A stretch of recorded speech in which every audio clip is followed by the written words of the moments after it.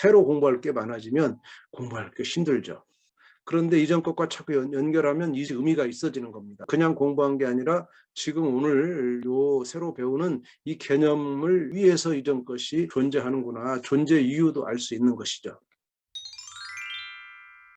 자, 여러분 안녕하십니까? 연산의 발견 12권을 설명해 드리도록 하겠습니다. 12권도 다른 권과 마찬가지로 총 20단계로 구성되어 있습니다. 그 중에서 이 화면에 보는 대로 3단계와 5단계, 9단계, 그 다음에 12단계, 16단계, 20단계 이 6개만 설명드릴 것인데 사실은 이 6개는 다른 것들을 다 아우르는 통합적인 것이기 때문에 6단계만 정확하게 이해하시면 다른 것들도 충분히 해결이 가능하다 생각해서 말씀드리는 것입니다. 자, 그러면 이제 3단계부터 들어가죠. 3단계는 분모가 다른 분수 나누기 분수입니다. 자, 이렇게 분모가 다른 분수 나누기 분수라고 하는 것은 바로 이제 그 전에 분모가 같은 분수 나누기 분수를 2단계에서 다룬다 그런 뜻입니다. 개념 연결 연산의 발견은 다른 연산학습지와 차이점이 바로 이 첫 쪽에 있습니다. 다른 연산학습지는 연산을 숙달시키고 빨리 하는 속도에 치중하고 있지만 연산의 발견은 연산을 발견하는 것입니다. 다시 말하면 연산을 개념적으로 이해하고 설명할 수 있는 능력에까지 요구하는 아주 어려운 수준의 공부를 하도록 요구하는 겁니다. 많은 학생들은 연산을 그냥 연산으로 따로 공부하고 또 수학은 수학대로 따로 공부하는 이런 낭비적인 공부를 하고 있습니다. 근데 연산의 발견은 연산도 수학의 개념이 있고 그 수학의 개념은 다른 연산이 아닌 다른 영역에도 많이 쓰이는, 충분히 쓰이는 것이기 때문에 연산에서 다루고 있는 원리를 무시하면 안 된다는 겁니다. 그리고 연산 자체도 원리를 모르고 공부하면 수학을 좋아하는 마음도 생기지 않고 또 수학을 왜 공부하는가도 잘 알 수 없는 상태가 되기 때문에 지극히 권장하고 싶지 않은 방법입니다. 그런 의미에서 연산의 발견은 이 개념적인 설명이 아주 중요한데 그 개념적인 설명이 첫 쪽에 이제 집중되어 있습니다. 그 첫 쪽을 아주 잘 봐야 되는데 첫 쪽의 첫 번째는 개념 연결입니다. 개념 연결은 뭐냐면 오늘 배울 연산이 이전에 다른 연산의 개념과 연결되어 있다는 것, 반드시 연결되어 있다는 것. 따라서 오늘 배울 개념을 따로 공부하는 것이 아니고 이전에 배울 개념에서 끌고 와야 되는, 그래서 내가 이미 알고 있는 개념을 연결하는 것이기 때문에 새로운 것이 아니고 이전 것을 반복하는 느낌으로 연산 공부를 해라. 모든 수학 공부는 다 그렇게 해라. 라는 것을 암시하고 있는 것입니다. 따라서 오늘 분모가 다른 분수 나누기 분수는 바로 이 직전에 했던 2단계에서 분모가 같은 그러한 분수의 나눗셈과 다를 바가 없다. 다만 분모가 다르다는 차이를 어떻게 극복할 것이냐. 그것을 분모가 같게 만들면은 2단계랑 똑같아.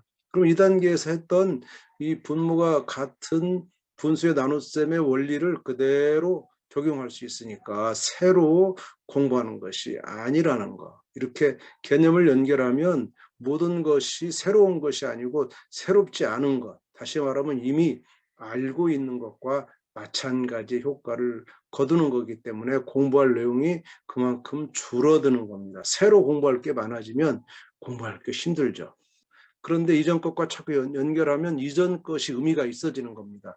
이전 것을 그냥 공부한 게 아니라 지금 오늘 요 새로 배우는 이 개념을 위해서 이전 것이 존재하는구나, 존재 이유도 알 수 있는 것이죠.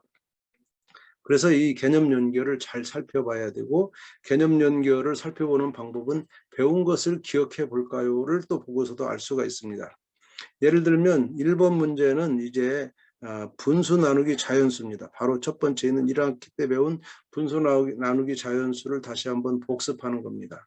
그리고 이제 2번 문제는 분수 나누기 분수인데 이거는 2단계에서 배운 분모가 같은 분수 나누기 분수, 이것을 해보는 겁니다. 자, 이것을 잘 하지 못하면 3단계 공부하면 안 됩니다. 이것을 잘 해야만 3단계를 할 수가 있어요. 이것을 잘하면 3단계가 아주 쉽다 그런 얘기입니다. 만약 여기서 걸리면 과감하게 2단계로 또는 이전 학년으로 내려가서 이전 학기로 내려가서 그 부분을 다시 공부하고 와야 된다는 사실을 명심하기 바랍니다. 그래서 첫 쪽에서 가장 중요한 거는 30초 개념입니다. 30초 개념은 여기서 가장 중요한 핵심 개념을 일단 말로 설명할 수 있어야 되는데 공식적으로 어떻게 하는지 우선 알아야 됩니다. 공식적으로. 그다음에 그 공식이 왜 그렇게 나오는지 이유를 말할 수 있어야 됩니다. 그것을 이제 박스 안에 넓게 설명하고 있는데 이 부분이 가장 연산의 발견에서는 핵심적인 부분이다. 여기를 집중적으로 공부를 하고 이것이 충분히 공부가 되면 그 다음 개념 익히기부터 공부를 할 수가 있는 것입니다. 자, 그러면 분모가 다른 분수는 분모가 다른 분수다. 그러면 이전에 분모가 같은 분수를 했어요. 분수 나누기 분수. 그러면 이것과 연결해야 되니까 분모를 통분하는 거다. 분모를 통분한다는 말이 뭡니까? 분모를 같게 만드는 거다. 분모를 같게 만드니까 2단계에서 분모가 같은 분수 나누기 분수라는 원리를 적용할 수 있다. 그래서 분모를 통분하면 분자끼리 나눈다라는 말이 2단계에서 공부한 겁니다. 2단계에서 분수를 나눌 때는 분모가 똑같으면 분모를 무시하고 분자끼리 나누면 된다. 왜 그러냐 하는 것, 이유. 항상 이렇게 공식에는 이유가 있는데 이 이유가 왜 그런지를 항상 따져서 그 이유를 설명할 수 있어야 됩니다. 그러면 이제 아래에서는 두 가지 방법으로 설명하고 있는데 첫 번째 방법은 그림으로 하는 겁니다. 그림으로. 4분의 3, 4분의 3이 뭐냐면 4분의 3은 1을 전체를 4등분할 4등. 넷으로 쪼갠 것 중에 3개입니다. 그래서 여기까지가 4분의 3이죠. 4분의 3. 4분의 3을 8분의 3으로 나눈다는 얘기는 4분의 3 속에 8분의 3이 몇 개 들었냐, 몇 번 들었냐 이겁니다. 그럼 8분의 3은 8등분 해야 되니까 4등분한 걸 다시 하나씩 더 쪼개서 이렇게 사이사이 쪼개주면 8등분 되고 그 사이에 8등분 되면 이만큼은 4분의 3은 사실 8등분 중에 6개, 8분의 6이 됩니다. 8분의 6이니까 8분의 3이 2번 이렇게 들어있는 거죠. 그래서 이 나눗셈의 몫은 2다 이렇게 말할 수 있는 거예요. 이것을 또한 이전에 3학년에서 배운 이 나눗셈이 똑같은 수를 빼내는 거다. 8분의 3씩 덜어내는 거다. 그럼 4분의 3에서 8분의 3을 2번 덜어내면 0이 되는, 0이 될 때까지 덜어내는 그 횟수 2번이죠. 따라서 몫이 2다 하는 것을 말할 수 있는 겁니다. 이렇게 그림이나 똑같은 수를 덜어내기로 이 나눗셈을 할 수가 있어요. 이것은 나눗셈을 했다기보다는 나눗셈의 뜻에 의해서 바로 구할 수 있는 거죠. 그러면 이제 진짜 나눗셈으로 계산하는 건 뭐냐면 어떻게 계산하느냐. 이것은 이제 2단계에서 했던 것과 마찬가지로 분모를 똑같게 만드는 통분을 과정을 거치는데 자, 분모가 하나는 4고 하나는 8이기 때문에 8로 통분할 수 있죠. 그럼 4분의 3이 8분의 6으로 되면은 이 8과 분모가 같아지면 분자끼리 나누면 된다. 분자끼리 나눈다 해서 6 나누기 3이 되고 6 나누기 3은 2다. 그렇기 때문에 몫이 2라는 걸 알 수가 있어요. 그래서 아까 구했던 그 몫 2와 이것이 결과가 같아지는 걸 알 수가 있죠. 오른쪽 페이지 가니까 이제 개념 익히기가 나옵니다. 개념 익히기는 이제 연산이 시작됩니다. 연산 계산하는 연습이 시작됩니다.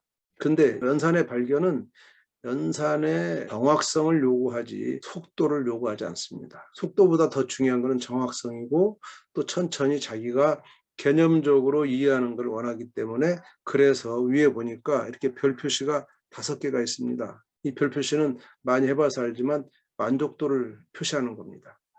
그래서 내가 이것을 빨리 했느냐 그게 중요한 게 아니라 여기 있는 개념 익히기에 나온 문제 지금 8개가 있죠. 8개를 내가 다 풀어서 어느 정도 만족하느냐 이걸 잘 해냈느냐 하는 그 만족도를 표시한 의미로 별 표시만 있어요.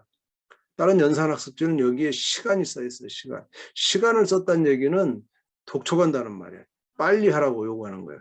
속도를 요하면 연산을 개념 있게 공부하는 것이 아니고 그냥 암기해서 빨리 하는 절차적인 방법만 익히게 되는 그런 절차적인 공부를 요구하는 건데 절차적인 공부는 수학에서 아주 나쁜 겁니다.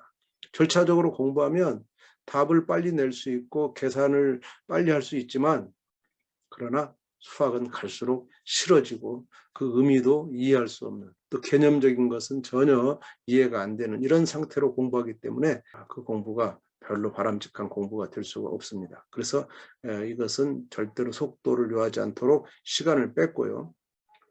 그 다음에 개념 익히기는 우선 네모칸을 많이 넣었어요. 이렇게 학생들이 스스로 하기 어려운 그런 처음 단계라고 보고 네모칸을 많이 뒀는데, 네모칸을 필요 없이 한다면 개념 익히기는 건너뛰어도 됩니다.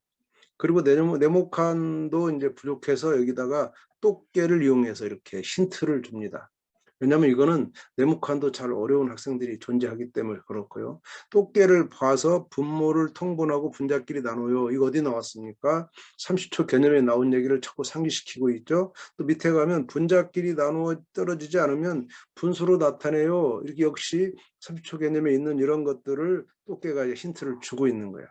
이런 힌트가 없어도 여기를 잘 해결할 수 있으면 힌트를 보지 않고 하는 것이 훨씬 더 좋고요. 힌트를 이제 봐서라도 한다면 첫 단계니까 개념을 익혀가는 것이다, 이렇게 보시면 됩니다. 자, 그 다음 쪽 이제 개념 다지기가 3쪽과 4쪽, 세 번째 쪽과 네 번째 쪽 두 쪽에 걸쳐 나와 있는데, 3쪽은 그래도 조금 더 이제 난이도가 중정도 난이도고 4쪽이 가장 상수준의 난이도입니다. 그래서 연산의 발견은 이쪽과 3쪽과 4쪽에서 연습을 하게 됩니다. 이것은 다른 연산 학습지도 똑같습니다. 다만 여기서 차별성을 둔 거는 바로 개념 다지기에 있는 이렇게 2번에 그려진 토끼 귀입니다. 토끼 귀. 자, 토끼가 귀가 이렇게 있어요. 이 말은 뭡니까? 엄마가 귀를 이렇게 쫑긋 세워서 아이의 설명을 들어주라. 그럼 아이는 설명을 하는 겁니다. 그때 아이 역할은 설명하기 때문에 선생님 역할이에요. 그래서 이것을 선생님 놀이라고 이렇게 이름 붙여서, 반드시 부모님의 역할이 아이를 관리하고 감독하고 채점하는 그런 역할에 머물지 말고 더 적극적으로 아이의 말을 들어주고 아이가 설명을 해낼 수 있도록 아이의 수준을, 설명하는 수준까지 높여주는 역할을 하는 것이 이 연산의 발견이 다른 책과 다른 특징입니다. 그래서 설명을 들어줄 때 아이는 그 설명을 해내는 능력, 설명하는 경험, 이런 것들이 다 아이의 공부에 도움이 된다고 생각하기 때문에 이 선생님 놀이를 넣었고, 선생님 놀이는 한 단계에서 최대 4개밖에 없습니다. 개념 다지기의 두 쪽에다가 2개씩 넣었어요. 1개씩 들어간 데도 있습니다. 그래서 최대 4개의 설명은 반드시 들어줘야만 그 단계를 넘어갈 수 있다는 거 명심하고, 여러분이 그걸 도와주는 것이 가장 아이를 돕는 거라고 생각하시면 됩니다. 5번째 쪽에 가면 개념 키우기가 있습니다. 개념 키우기는 목적이 뭐냐면, 이 연산의 개념을 충분히 이해했으면 이걸 가지고 이제 실제로 연산을 이용해서 다른 문제를 푸는데 적용할 수 있다. 그럼 연산이 주로 어디 적용됩니까? 문장제에 적용되죠. 실생활 문제를 해결하는 데 적용되죠. 이와 같이 연산 학습지가 연산으로만 가득 찬 그런 상태에서 연산은 연산대로 따로 공부하고, 또 문장제는 문장제대로 따로 공부하고, 실생활 문제는 실생활 문제로 따로 공부하는 이러한 공부는 연결이 되지 않습니다. 이렇게 같은 연산 문제 속에 또 문장제나 실생활 문제가 들어가면 학생들은 이 연산을 왜 공부한지를 알겠구나. 이렇게 연산을 할 줄 알아야 이러한 문제를 해결할 수 있구나라는 것을 동시에 경험해서 연산이 왜 필요한지를 느낄 수 있도록 하기 위한 것이 가장 큰 목적입니다. 자, 안으로 한번 들어가 볼까요? 그러면 어느 달팽이가 8분의 7cm를 기어가는데 20분의 3분이 걸린다. 그럴 때 달팽이가 쉬지 않고 같은 빠르기로 기어간다면 1분 동안 갈 수 있는 거리는 뭐냐? 자, 이 문장을 읽고 여기서 나온 수치를 가지고 연산을 생각해 내야 됩니다. 자, 이거는 지금 나눗셈 상황을 준 겁니다. 8분의 7과 20분의 3이라는 이 수치, 그리고 1분이라는 이 수치를 가지고 어떻게 나눗셈 할 것인가. 나눗셈. 그냥 나눗셈은 어떤 분수로 나눌 거냐, 서로 바꾸면 달라지죠. 그렇기 때문에 뭘로 나눌 거냐, 8분의 7을 20분의 3으로 나눌 거냐, 20분의 3을 8분의 7로 나눌 거냐, 이것은 문제의 뜻을 잘 읽어봐야만 알 수 있는 거예요. 어쨌든 그렇게 해서 여기서 나눗셈을 해야 되겠다. 이 문제가 나눗셈 문제구나 파악하고, 그 나눗셈인데 그럼 나눗셈은 뭘로 나눌 거냐, 이것도 서로 나누어지는 분수와 나누는 분수를 구별할 줄 아는 것까지 가서 이것이 이제 문제 해결되는 겁니다. 이렇게 연산을 바로 사용할 수 있는 것이 개념 키우기고요. 여섯 번째 쪽에는 이제 개념 복습이 있어. 다시 보기가 있고 밑에 3분의 1 정도의 도전해 보세요 라는 이 도전 문제가 있습니다. 도전 문제는 항상 1번과 2번으로 두 개로 나눠져 있고 이 두 개 문제 성격은 전혀 다릅니다. 1번은 많이 봤을 겁니다. 어디서 봤느냐? 익힘책에서 봤어요. 1번은 익힘책의 5번, 6번 같은 형태입니다. 그래서 조금 난이도가 높은 상수준의 문제를 한 번 더 도전해보라 이런 것이고요. 2번 문제는 전혀 기존 문제집에 없는 겁니다. 자, 2번에서는 2 나누기 3분의 2.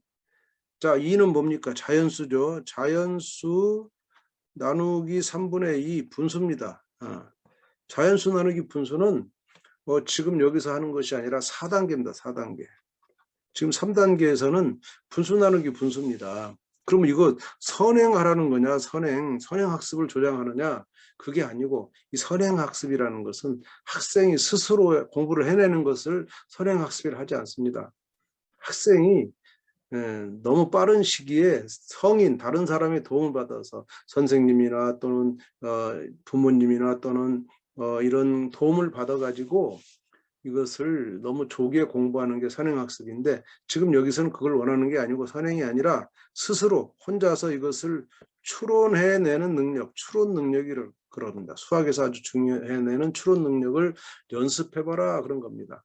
이것은 뭐냐면 지금 앞으로 배울 이 다음 단계의 자연수 나누기 분수지만 네가 오늘 배운 분수 나누기 분수까지의 여러 이전의 개념을 섞어서 이 문제를 풀 수가 있다고 판단되는 그런 걸 넣었어요.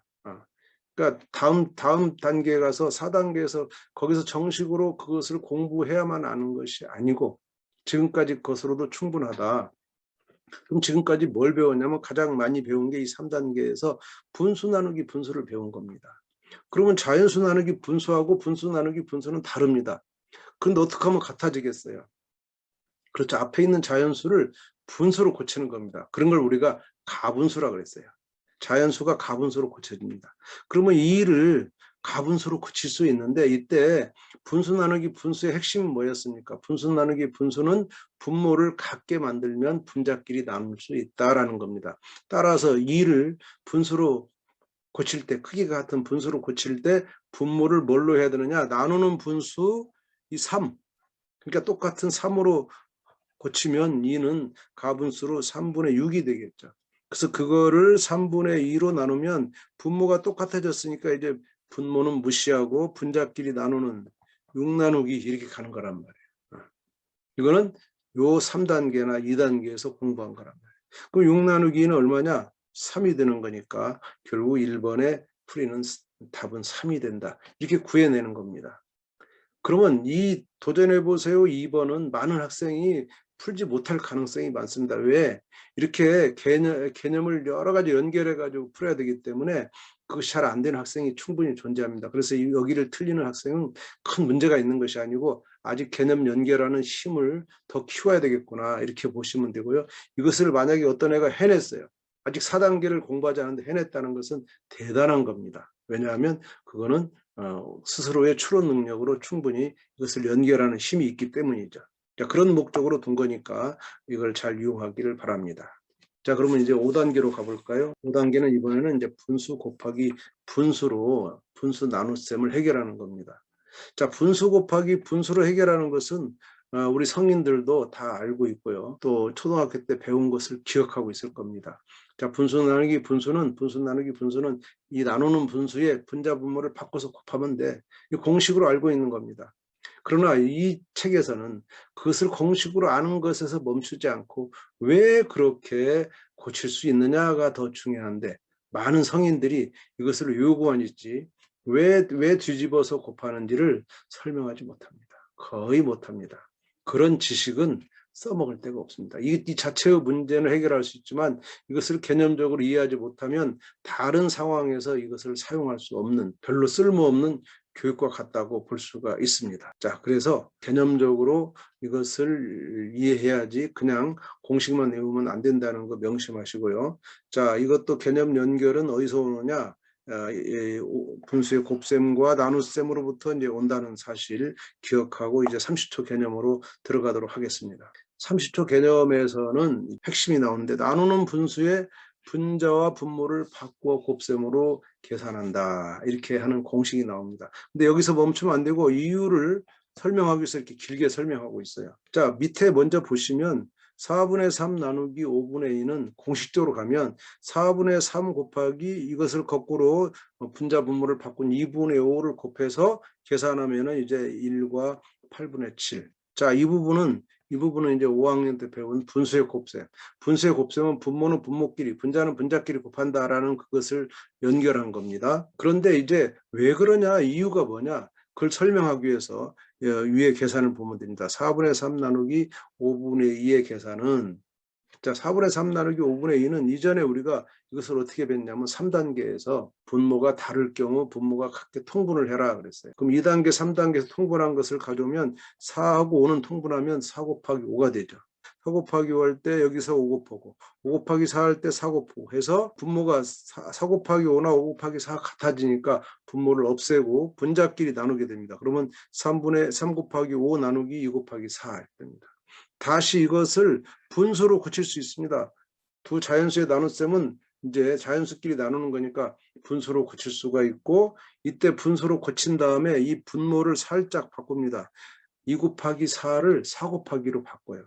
그래서 4분의 3, 요 앞에 분수와 뒤에 분수로 떼서, 왜 분수의 곱셈의 원리를 반대로 이제 풀면 분수의 곱셈으로 다시 풀어내면 이렇게 두 개의 분수의 곱으로 나타낼 수 있고, 이것을 보니까 이거 여기하고 비교해 보니까 어떻게 비교하냐, 4분의 3은 그대로 있는데 나누기가 곱하기로 곱해졌고 5분의 2가 2분의 5로 이렇게 분자 분모가 바뀐 걸 알 수가 있어. 그래서 이렇게 바꿔지는구나 하는 원리를 이제 설명하고 있는 아주 중요한 겁니다, 이게. 결과적으로 볼 때는 아까 이제 결과는 같다는 거 알 수가 있죠. 자, 그런데 이런 방법도 있어요. 여전히 분수 나누기 분수는 꼭 분자 분모를 뒤집어서 곱해야만 되는 것이 아닙니다. 우리는 4분의 3 나누기 5분의 2 할 때 3단계에서 또는 2단계에서 이 분모를 통분해가지고 분모를 없애는 분자끼리 나누는 방법을 썼기 때문에 이것도 가능하다. 20으로 통분하면 15 나누기 8인데 15 나누기 8로 바뀐다는 거예요. 이것이 8분의 7이기 때문에 1과 8분의 7이 나와서 아까 구했던 결과와 똑같다는 것을 확인할 수가 있겠죠. 자, 그러면 이제 그 다음 단계로 한번 넘어갈까요? 9단계입니다. 9단계는 이번에 이제 소수 나누기 소수로 넘어가 볼게요. 소수의 나눗셈 역시 자릿수가 같으냐 자릿수가 다르냐 이렇게 할 때 자릿수가 같은 것이 있고 다른 게 있어요. 그러면 이것이 바로 연결되는 거니까 이것이 8단계겠죠. 8단계. 8단계에서는 자릿수가 같은 소수. 자릿수가 같은 거니까 훨씬 쉬워요. 근데 자릿수가 다르면 헷갈리겠죠. 그래서 두 가지를 나눠서 배우는 겁니다. 자, 그러면 배운 것을 기억해 볼까 해도 1번은 이제 6학년 1학기 배운 소수의 나눗셈, 소수 나누기 자연수라는 계산을 연습하는 거고, 요 2번 문제는 소수끼리 나누는데 자릿수가 같아요. 똑같이 소수 한 자릿수끼리 나누고 있죠. 자, 여기까지 복습이 되면 이제 30초 개념으로 가서 자릿수가 다른 거야, 자릿수. 근데 이전에 자릿수가 같은 걸 공부했어요. 그럼 자릿수를 같게 만들어야 되는데 자릿수 같게 만들어지지 않죠. 자릿수가 다르기 때문에. 그래서 어느 한쪽은 소수가 남게 됩니다. 어느 한쪽은 자연수로 바꿔도 한쪽은 남게 되겠죠. 그런 상황이 만들어질 걸 예상할 수 있고, 이때 나누는 수와 나누어지는 수의 소수점을 오른쪽으로 같은 자리만큼 옮기는데 둘 중에 어느 하나가 자연수가 될 때까지. 그럼 예를 들어서 5.32 나누기 2.8은 2.8이 한 자리고 5.32가 두 자리니까 한 자리만 옮기는 한 자리만 옮기면 하나는 이제 2.8은 28이 될 것이고 5.32는 53.2가 되겠죠. 그래서 이 방법 2를 먼저 보면 2.8을 오른쪽으로 옮기고 5.3이 오른쪽으로 한 칸 옮기면 여기에 소수점이 오잖아요. 그럼 53.2 나누기 28이 돼서 28을 자연수로 보고 이제 계산하면 됩니다. 그런데 1 들어갔을 때 25가 남고 거기에 소수점 아래 내리면 역시 소수점은 옮겨진 자리에 소수점을 찍어야 돼. 옮겨진 자리에. 그래서 몫의 소수점은 나누어지는 수의 옮겨진 소수점 위치와 같아요. 이것을 잘 기억하셔야 되고요. 그 다음에 어떻게 옮기느냐, 나누는 수가 자연수가 될 때까지 소수점을 옮긴다. 그러면 지금은 한 자리만 옮기면 됐죠. 이게 소수점 두 자리면 두 자리를 옮겨야 됩니다. 이렇게 하는 방법이 가장 많이 쓰는 방법이에요. 그러나 방법 1번은 여전히 또 유효합니다. 방법 1번은 분수의 나눗셈으로 하면 돼요. 분수의 나눗셈 이전에 다 했기 때문에 소수의 나눗셈을 분수의 나눗셈으로 고쳐서 하면은 앞에서 했던 것을 그대로 이용할 수 있는 거죠. 그래서 5.32와 2.8을 분수로 나눌 수 있는데 이것을 그냥 분수로 고치면 5.32는 100분의 532가 되고 28은 10분의 28이에요. 이런 상태로 고칠 수 있는데 어차피 분수로 고쳐서 나눗셈 할 때는 분모가 같아야 통분해야 분자끼리 나눌 수 있단 말이에요.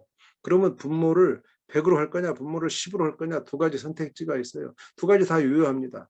근데 여기 지금 우리 책에서는 분모를 똑같이 10으로만 했기 때문에 2.8은 28로 됐지만 5.32는 소수점 하나만 오른쪽으로 옮겨서 53.2가 되고 이제 분모가 같아졌기 때문에 분자끼리의 나눗셈이 돼서 53.2 나누기 28. 이 계산 아까 여기서 세로셈 한 것과 똑같습니다. 그래서 1.9가 나오는 겁니다. 근데 만약 여기서 분모를 100으로 고쳤다. 그러면 이게 100분의 532는 놔두고 10분의 28은 100분의 280이 되는 거예요. 그러면 이게 100이 똑같으니까 이제 분자끼리 나눠서 532 나누기 280과 같아요. 자, 이렇게 나눠도 이 결과는 1.9가 나옵니다. 이렇게 계산해도 되는 거예요. 그리고 이제 이런 방법도 있어서 바로 그걸 설명하고 있는데 532 나누기 280으로 할 수 있는데 지금 여기처럼 분수로 고쳐서 하는 것은 아니고 아예 100배씩 하죠. 100배. 5.32를 100배하고 2.8을 100배해서 나온 결과는 똑같습니다. 똑같이 100배씩 했기 때문에 이 결과가 100배 안 한 것과 몫이 똑같이 1.9가 나오는 것을 확인할 수 있습니다. 어떤 학생들은 또 여기서 1.9를 구한 다음에 다시 100배 한다고 이것을 190을 몫이라고 하는데 이건 아니죠. 몫이 될 수가 없죠. 5.32는 2.9에 약 2배 정도밖에 안 돼요. 190배가 되는 것은 아니기 때문에 어림셈으로도 이게 아니라는 것을 확인해야 되고 함부로 100을 다시 곱하면 안 됩니다. 두 개가 동시에 100배로 했기 때문에 이 결과는 같다는 걸 알 수가 있고요.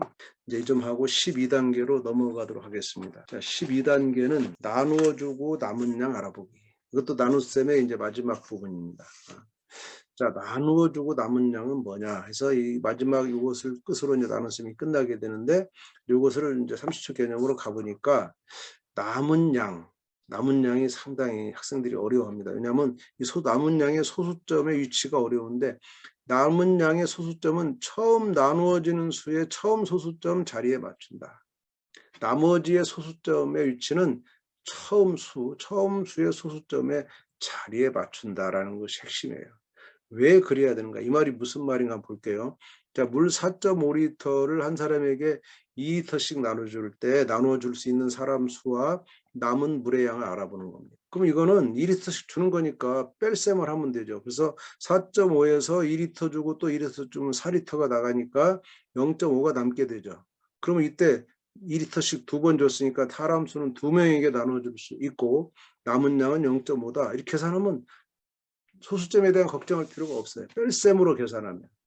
그런데 이것이 숫자가 좀 커지고 그다음에 이제 사람 수도 많아지면 계속 뺄 수는 없거든요. 그래서 그런 경우에 나눗셈, 세로셈을 해야 돼요.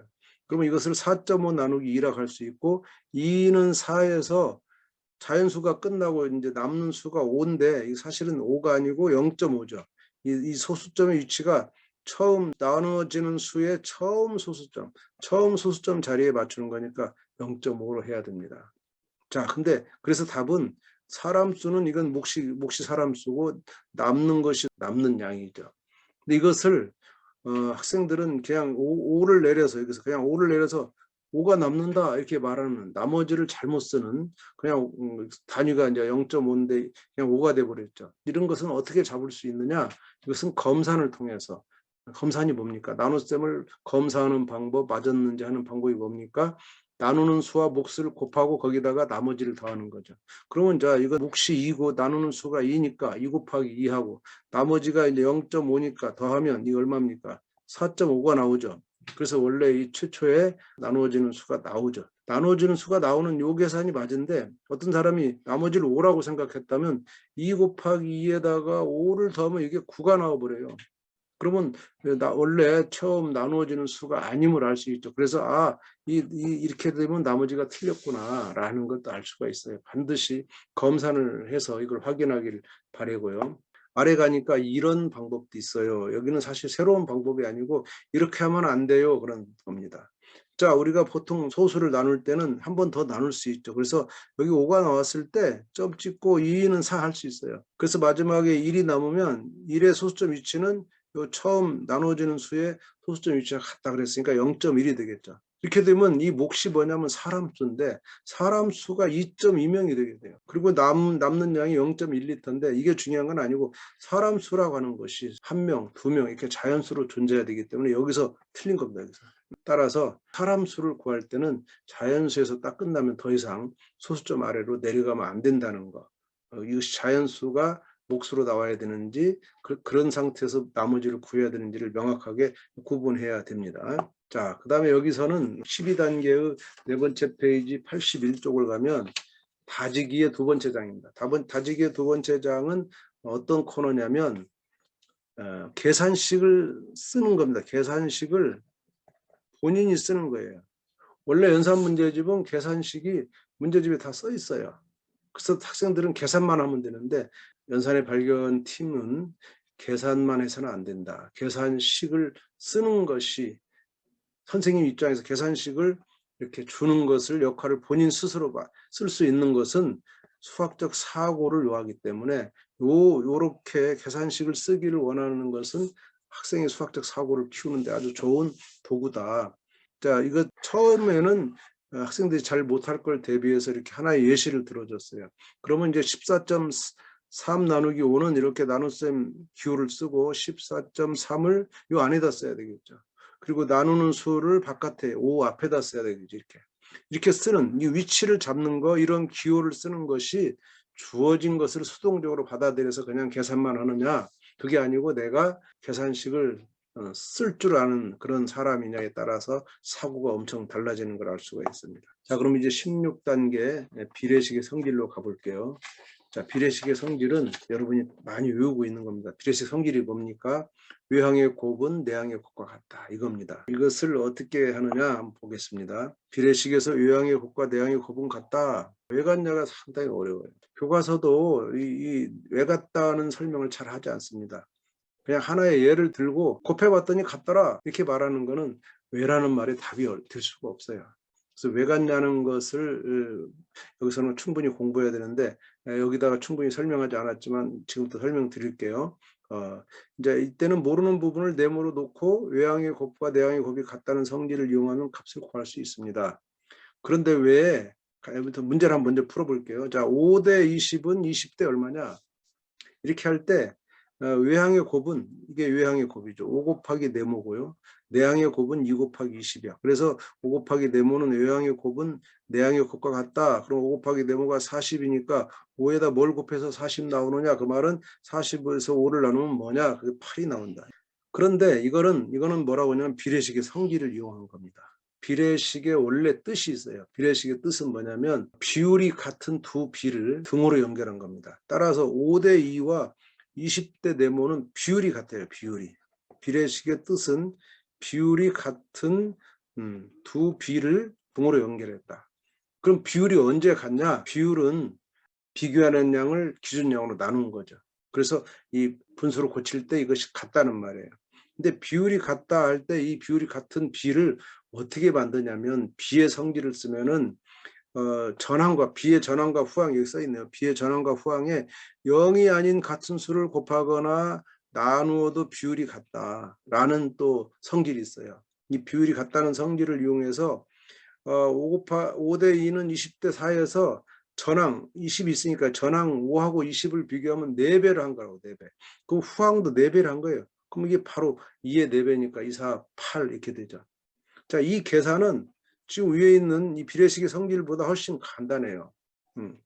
비례식의 성질을 너무나 남용하면 항상 저렇게 곱하는데 곱하는 계산이 더 복잡할 때가 많다고요. 따라서 비의 성질 또는 비례식의 정의를 뜻을 써서 계산하는 방법도 있다는 거 명심해서 항상 곱하지만 않고 이렇게 몇 배냐 몇 배냐를 따져서 구하는 방법도 같이 병행해서 이 두 가지 방법이 꼭 공부가 돼야 되고요. 마지막으로 여러분에게 뭘 설명드릴 거냐면 왜 외항의 곱과 내항의 곱이 같으냐 하는 것을 설명드리려면은 자 먼저 네모 대 세모라는 이런 비를 가지고 일반화시켜 볼게요. 자, 네모 대 세모는 비의 성질에 의해서 전항과 후항의 같은 수를 곱해도 비율이 같습니다. 그러면 네모에다가 별을 곱했다. 그러면 세모에다가도 별을 곱하면 돼요. 그러면 같은 비가 됩니다. 비율이 같으니까. 그래서 보니까 이렇게 내항을 곱하면 뭐냐면 세모, 네모, 별. 외항을 곱하면 뭐야? 외항을 곱하면 네모, 세모, 별. 세모, 네모, 별이나 네모, 세모, 별이 곱했을 때 같죠. 그래서 항상 같은 거예요. 이거는. 이렇게 도형 기호를 써서라도 일반화 시켜야지 숫자 하나로 5대2 가지고 이것을 일반화 시키기는 어렵죠. 그래서 이렇게 여러분들은 이거를 이해하는 것이 좋겠다. 앞에 네모 대 세모가 나오면 뒤에는 그 중에 뭐다 뭘 곱한 게 나오기 때문에 항상 3개씩 곱하는데 그게 같을 수밖에 없구나. 이렇게 여러분 이해하시면 좋겠습니다. 자, 그럼 20단계 마지막으로 원의 넓이 구하는 걸로 가볼게요. 원의 넓이 구하기는 20단계에서 다루고 있습니다. 자, 원의 넓이는 사실 원이 동그래서 넓이 내기 어렵죠. 그래서 이제 이 개념 연결을 어디다 하냐면 직사각형이다 합니다. 직사각형. 원의 넓이를. 직사각형 넓이는 뭐냐면 넓이 중에 가장 먼저 배운 거예요. 5학년 때. 모든 넓이는 직사각형 넓이를 구하는 공식으로 이렇게 연결이 됩니다. 원의 넓이도 마찬가지예요. 5학년 때 배우는 평행사변형, 삼각형, 마름모, 사다리꼴 이 넓이를 다 구할 수 있는데 그것은 왜 가능했냐면 직사각형 넓이를 구하는 공식을 만들었기 때문이에요. 그래서 직사각형 넓이를 구하는 공식을 만들 때까지 상당히 많은 시간이 걸리는데 그렇게 해서 만들어지는 이 공식을 이용해서 나머지를 다 똑같게 만드는 연결하는 것이 핵심이란 말이에요. 그럼 오늘 배우는 원도 직사각형 넓이와 똑같은 방법으로 간다. 근데 결론적으로 원의 넓이는 반지름 곱하기 원줄이다. 이렇게 공식은 외우죠. 그렇지만 왜 이렇게 하느냐, 왜 이렇게 하면 원의 넓이를 구할 수 있느냐 라고 하는 것은 이제 정확하게 설명이 가능해야 되는데 지금은 반지름이 4cm인 원의 넓이를 한번 구해본다는 겁니다. 이때 방법은 원을 잘게 쪼갭니다. 잘게. 한없이 작게 쪼개서 반절을 딱 자른다. 반절을 딱 잘라서 위에 거를 이렇게 펼쳐요. 그러면 위에 선이 평평하게 되면서 아래로 악어 이빨 같은 게 쭉 아래로 생기겠죠. 그때 밑에 있는 또 반원을 이렇게 펼쳐서 위로 악어 이빨이 올라가니까 위아래 악어 이빨을 딱 맞추면 이게 직사각형이 된다는 겁니다. 그래서 직사각형이 나왔고 이때 이 직사각형의 세로는 여기 있는 딱 반절짜리 그렇죠. 그게 반지름의 길이와 같고 그 다음에 직사각형의 가로의 길이는 이만큼 이걸 딱 펼쳐서 위에를 펼친 거니까 이만큼인데 이게 얼마냐 전체 원주의 2분의 1이다. 그래서 원주의 2분의 1이 가로 그 다음에 반지름이 세로가 되는 이러한 직사각형이 나왔어요. 그럼 직사각형으로 바꿨다는 건 뭐냐면 직사각형 넓이 구하는 공식을 쓰겠다는 겁니다. 직사각형 넓이 구하는 공식이 뭡니까? 가로 곱하기 세로. 그러니까 원주 곱하기 2분의 2 가로고 곱하기 세로 이렇게 되는 거예요. 이때 원주를 구하는 식이 있어요. 원주를 구하는 공식은 뭐냐면 원주일에다가 지름을 곱하는 겁니다. 지름 곱하기 원주일이죠. 그래서 원주를 곱하기 지름이 되는데 이때 지름의 절반, 지름의 2분의 1이 뭐냐면 반지름이야. 그럼 반지름이 하나 있고 또 반지름이 또 있고 원주일이 있는 겁니다. 그래서 반지름 곱하기 원주일인데 지금 보면 원주일이 맨 앞에 있고 반지름이 뒤에 있지만 곱셈은 서로 곱하는 수를 바꿔서 곱해도 똑같으니까 그래서 원주율을 맨 뒤로 보내고 반지름을 2개를 앞으로 보내서 이런 공식을 만들어서 계산할 수 있다. 이것이 이제 원의 넓이 내는 공식입니다.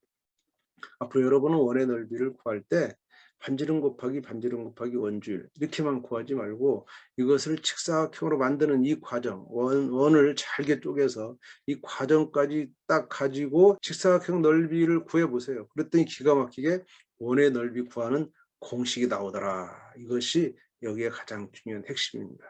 자, 여러분 여기까지 20단계까지 총 6개의 우리 내용을 가지고 살펴봤는데, 자, 여러분 오늘 강의가 12권을 공부하는 여러분 자녀에게 많은 도움이 되기를 간절히 바라겠습니다. 여러분 들어주셔서 감사합니다.